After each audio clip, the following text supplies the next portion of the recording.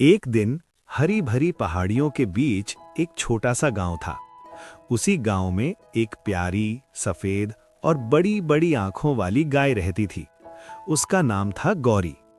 गौरी बाकी गायों से थोड़ी अलग थी। उसे सिर्फ घास खाना और आराम करना पसंद नहीं था। उसे कुछ नया करना अच्छा लगता था। जब भी हवा शहर की तरफ से आती, उसमें पिज्जा की खुशबू घुली होती। गौरी गहरी सांस लेती और मुस्कुराती। एक दिन उसने आसमान की ओर देखा और कहा, काश मैं खुद पिज्जा बनाऊं और सबको खिलाऊं। पास खड़ी बकरी हंस पड़ी। अरे गौरी, तुम गाय हो, रसोइया नहीं। बंदर पेड़ से बोला, हाँ हाँ हाँ, अब गाय पिज्जा बनाएगी। सब हंस रहे थे, लेकिन गौरी चुप थी। उसके दिल में एक छोटा सा सपना जल रहा था।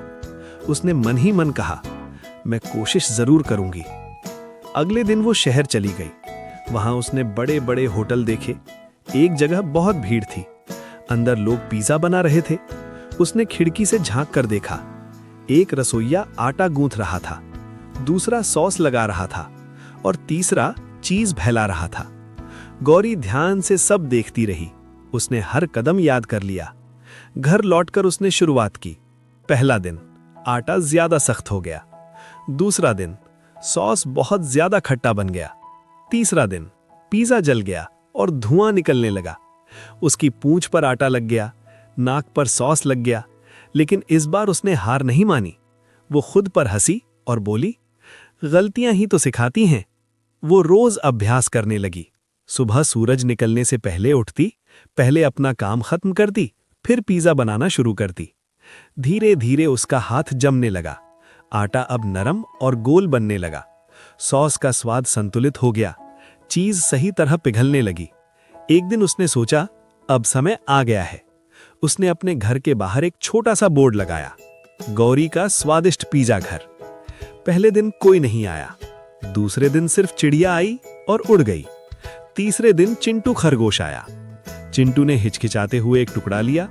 उसने एक कौर खाया और उसकी आंखें चमक उठीं। वाह, ये तो बहुत स्वादिष्ट है। उसकी आवाज सुनकर बाकी जानवर भी आ गए। बंदर बोला, मुझे भी देना। बकरी बोली, मेरे लिए थोड़ा ज्यादा चीज। देखते ही देखते सब लाइन में खड़े हो गए। गांव में खुशबू फैल गई। लोग मुस्कुरा रहे थे, बच्चे ताली बजा रहे थे। कुछ दिनों बाद शहर के लोग भी आने लगे। उन्होंने कहा, इतना स्वादिष्ट पिज्जा तो हमने कभी नहीं खाया। गौरी की छोटी सी दुकान अब बड़ी हो गई। उसने 2 और चूल्हे लगाए। उसने अपने दोस्तों को काम सिखाया। बंदर अब सब्जियां काटता था। बकरी सॉस बनाती थी। चिंटू ऑर्डर लिखता था। गौरी सबको प्यार से सिखाती। वो कहती, काम छोटा या बड़ा नहीं होता, मेहनत बड़ी होती है। एक दिन एक छोटा बच्चा आया। उसने पूछा, गौरी दीदी, क्या आपको डर नहीं लगा? गौरी मुस्कुराई और बोली, डर तो लगा था, पर सपना उससे बड़ा था। रात को जब दुकान बंद होती, गौरी आसमान की तरफ देखती। तारे चमकते रहते। वो सोचती, अगर मैं उस दिन हंसी से डर जाती तो आज ये खुशी नहीं मिलती।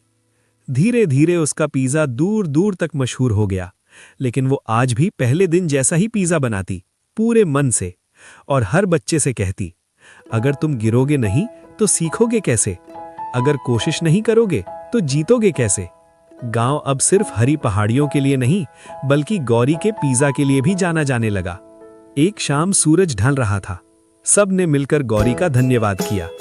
गौरी मुस्कुराई और बोली, मेहनत करो, हिम्मत मत हारो और अपने सपनों को पकाओ। एक दिन वो जरूर स्वादिष्ट बनेंगे। कहानी की सीख, दूसरों की हंसी से कभी मत डरना। लगातार मेहनत और विश्वास से कोई भी सपना सच हो सकता है।